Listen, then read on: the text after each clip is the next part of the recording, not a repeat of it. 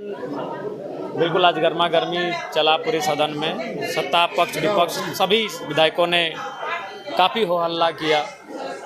सत्ता पक्ष ने केंद्र की सरकार की नीतियों के खिलाफ जाकर, तो विपक्ष ने राज्य सरकार की नीतियों के खिलाफ जाकर आज सदन में प्रदर्शन किया, जिसके कारण अंततः सदन चला नहीं आई ठीक से।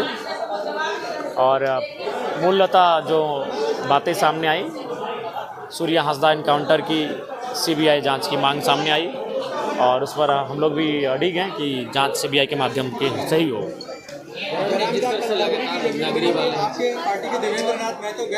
हम भी गए थे। देखिए, नगड़ी की ज़मीन का जहाँ तक प्रश्न है, लगभग 200 एकड़ के आसपास ज़मीन है। वह ज़मीन पूरी तरह से समतल है, वह ज़मीन उपजाऊ है, और अगर उस ज़मीन का अधिग्रहण नहीं किया है, उचित मुआवजा नहीं दिया है, उसके बाद भी अगर आप कोई कार्य कर रही, तो ये गुरुजी के सपनों पर आघात है। झारखंड की जो आधार है, जल जमीन जंगल, उस आधार पर आघात है कि आप यहाँ के जंगल को नहीं बचा पा रहे, यहाँ की ज़मीन को नहीं बचा पा रहे। देखिए, योजना परियोजना का कोई विरोधी नहीं है। रिम्स 2 आज इस राज्य की ज़रूरत है, रिम्स 3, रिम्स 5 आज राज्य की ज़रूरत है, लेकिन सवाल है ज़मीन जबरन ना लिया जाए। ज़मीन का अधिग्रहण सिस्टमेटिक तरीके से हो, जो भूमि अधिग्रहण अधिनियम 2013 का कानून कहता है, जो LAR पॉलिसी के तहत जो सुविधाएं होनी चाहिए, उन सुविधाओं के साथ भूमि का अधिग्रहण करे। कोई विरोध क्यों करेगा?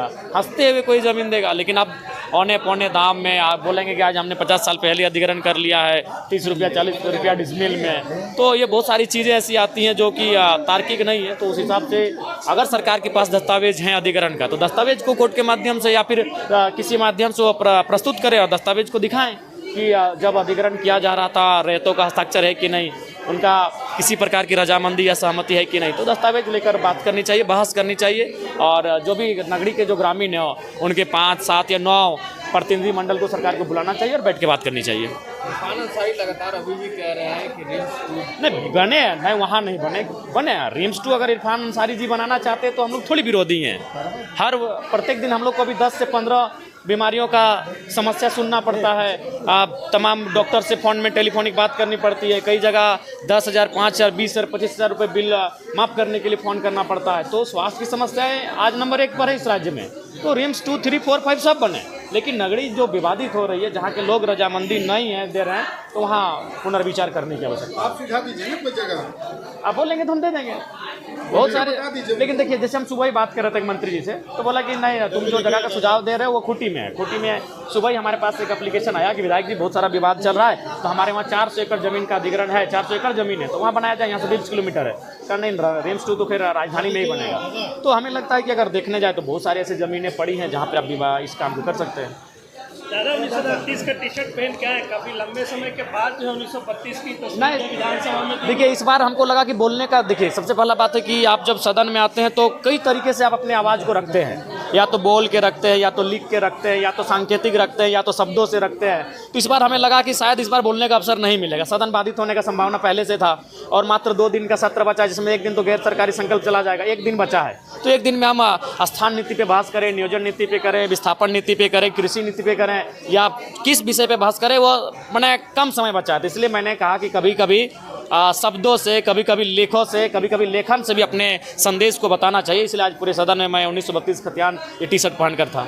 1932 को लेकर सरकार बिल्कुल स्थिर हो गया है। बिल कहाँ गया, राज्यपाल के पास गया। देखिए, सरकार हर मुद्दे पर स्थिर है। सरकार केवल सरकार के जितने भी अंग में बैठे लोग हैं, वो अपने निजी स्वार्थ के लिए, अपने खाना पूर्ति के लिए काम कर रहे हैं। वो किसी भी मुद्दे पर ना बात करना चाहते हैं, ना किसी भी मुद्दे पर बैठकर सॉर्ट आउट करना चाहते हैं, किसी भी मुद्दे पर बात नहीं करना चाहते हैं। सर्वदलीय बैठक बुलाई कि स्थानीय नीति कैसी हो, उसका प्रारूप क्या हो, उसका ड्राफ्टिंग क्या हो, कम से कम एक बैठक तो बुलाए, सबके रायशुमारी तो ली जाए कि हम लोग गंभीर हैं स्थानीय नीति को लेकर, हम लोग गंभीर हैं नियोजन नीति को लेकर, हम लोग गंभीर हैं विस्थापन को लेकर। अगर गंभीरता है तो सर्वदलीय बैठक बुलानी चाहिए और बातचीत करनी चाहिए, फिर आप कैबिनेट में ले जाइए, कैबिनेट में प्रस्ताव लेकर आइए, लेकिन एक बार चर्चा परिचर्चा सर्वदलीय होनी चाहिए। तो गंभीरता नहीं है।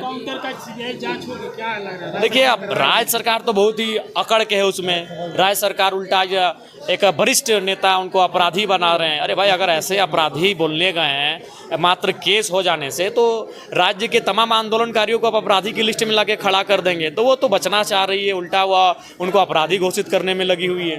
तो क्या लगता है सूर्या हांसदा के मामले पे, नगरी जमीन के मामले पे, या फिर 1932 के खतियान मामले, सरकार की नीयत क्या लगा? देखिए सरकार, देखिए माननीय मुख्यमंत्री अच्छे इंसान हैं, दिल के साफ हैं, लेकिन एज ए पॉलिटिशियन उनका विजन बिल्कुल भी नहीं है। आप कभी भी माननीय मुख्यमंत्री के पास जाइए, वह आप उनसे 5 मिनट तक का समय नहीं ले सकते हैं। कोई भी, आज मैं नाम नहीं लूँगा, बहुत सारे मंत्रियों से मैं मिला, बहुत सारे उनके सत्ता दल के विधायकों से मिला, वो बोले 4-5 लोगों से घिरे होते हैं, हमें अपनी बात रखने का अवसर तक नहीं मिल पाता है, ना वो सुन पा रहे हैं हमारी बात। सही बात है वो, और ये दुर्भाग्य की स्थिति है कि माननीय मुख्यमंत्री अपने मंत्रियों से, अपने विधायकों से संवाद नहीं कर पा रहे हैं, तो कहाँ से राज्य को आगे लेकर जाएंगे। आप पतरातू कल गए थे, विस्थापितों से मुलाकात हुई थी क्या? क्योंकि बड़का गांव क्षेत्र में लोग काफ़ी परेशान हैं। जी, बड़का गांव, हमें लगता है कि आज अगर राज्य में सबसे ज़्यादा कहीं के लोग विस्थापन के इशू से परेशान है तो बड़का गांव के लोग हैं, चाहे वह पतरातू ब्लॉक रहे, बड़का गांव का ब्लॉक रहे, या केरेडांडी का ब्लॉक रहे, या फिर 2-4 क्षेत्र उनका टंडवा में भी आता है। तो 4 ब्लॉक बड़का गांव विधानसभा टच करता है, चारों ब्लॉक आज विस्थापन के दंश को झेल रहा है। और मुझे लगता है कि आज सरकार को विस्थापन में तो कम से कम खुलकर बात करनी चाहिए, खुलकर नीति बनानी चाहिए, और इस दर्द पर विराम महलम लगाना चाहिए। दादा, कल नगरी में जो है जेल के मेदरी ने कहा है कि इरफान अंसारी को घर में घुस के मारेंगे अगर हमारे लोगों को धमकाइएगा, तो क्या कहेंगे? देखिए, अगर ऐसा आवेश में कहा है तो उसके लिए हम लोग खेद प्रकट करते हैं कि आवेश में वो एक माननीय मंत्री हैं, और अगर आवेश में ऐसा, चूँकि होता है जनरली जो लोग आंदोलन से जुड़े होते हैं, कभी कभी कुछ शब्द ऐसे आते हैं जो थोड़ा सा लगते हैं, लेकिन वो है केवल उस परिस्थिति की देन है, ऐसा नहीं कि उनके बारे में किसी का वैसा भाव है। अगर कभी कभी आंदोलन में काउंटर शब्द आते हैं। दादा, जेटेड के छात्र लगातार, जी, आज मेरा वही सवाल था, आज जो मेरा शून्यकाल था जो बाधित हो गया, मेरे शून्यकाल का सवाल जेटेड से ही था कि जेटेड के जो